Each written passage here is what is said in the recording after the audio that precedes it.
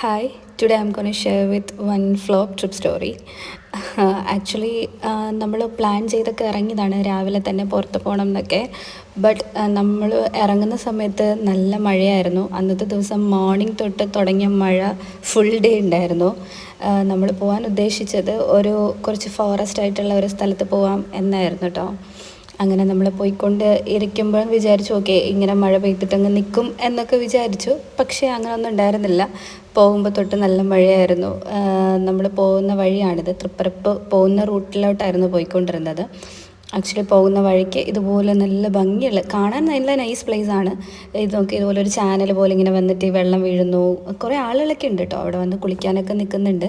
നമ്മൾ ടെൻറ്റൊക്കെ കൊണ്ടാണ് അന്നും പോയത്. കാരണം അവിടെയൊക്കെ പോയിട്ട് ഫുഡൊക്കെ അവിടെ ഇരുന്ന് കഴിക്കാമെന്നൊക്കെ പറഞ്ഞ് കുക്ക് ചെയ്ത് പാക്ക് ചെയ്തൊക്കെ എടുത്തായിരുന്നു.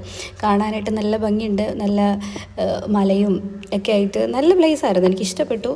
ഐ തിങ്ക് വെയിലില്ലാത്ത സമയത്താണ് മഴയില്ലാത്ത സമയത്താണ് നമ്മളവിടെ പോകുന്നതെന്നുണ്ടെങ്കിൽ കുറച്ച് നന്നായിട്ട് എൻജോയ് ചെയ്യാൻ പറ്റും എന്ന് വിചാരിക്കുന്നു. കാരണം മഴയുള്ളതുകൊണ്ട് സ്ലിപ്പറിയാണ്. കാരണം ഈ പാറയല്ലേ, അവിടെ വെള്ളം വീണ് കിടക്കുമ്പോൾ കുറച്ച് നന്നായിട്ട് തെന്നുന്നൊക്കെ ഉണ്ടായിരുന്നു.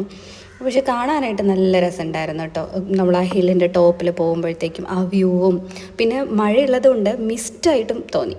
സോ അവിടെ നമുക്ക് പറ്റില്ല എന്ന് മനസ്സിലായപ്പോൾ നമ്മൾ അവിടെ നിന്ന് പതുക്കെ വണ്ടി കയറി അടുത്ത് ഇന്നൊരു സ്ഥലത്തേക്ക് പോയി. ഈ കാണുന്നത് തേങ്ങാപ്പട്ടണം എന്ന് പറയുന്ന സ്ഥലമാണ് കേട്ടോ. കുറേ നാളുണ്ട് നമ്മൾ പോകണം എന്ന് വിചാരിച്ച സ്ഥലമാണ്. ബോർഡ് കാണുമ്പം തേങ്ങാപ്പട്ടണം ഹൈ നൈസ് കൊള്ളാലോ എന്നൊക്കെ നമ്മളെപ്പോഴും പറയുമായിരുന്നു.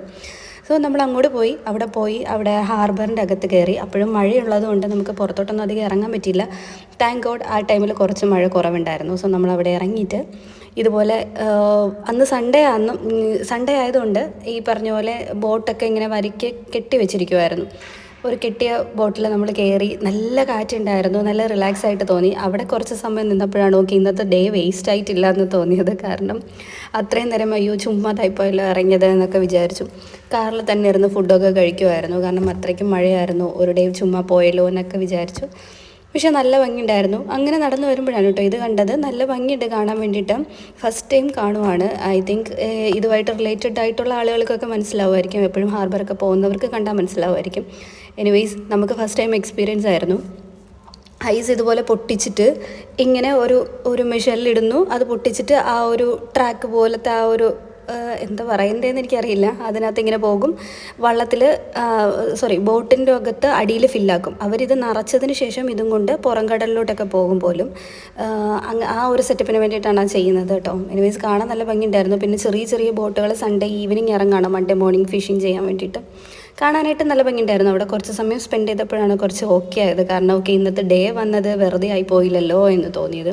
പിന്നെ ആ ഒരു ടൈമിൽ ചെറുതായിട്ട് മഴയുണ്ടായിരുന്നുള്ളൂ, ചെറിയ ചാറ്റൽ മഴയുണ്ടായിരുന്നുള്ളൂ. അതുകൊണ്ടും വലിയ പ്രശ്നം ഉണ്ടായിരുന്നില്ല.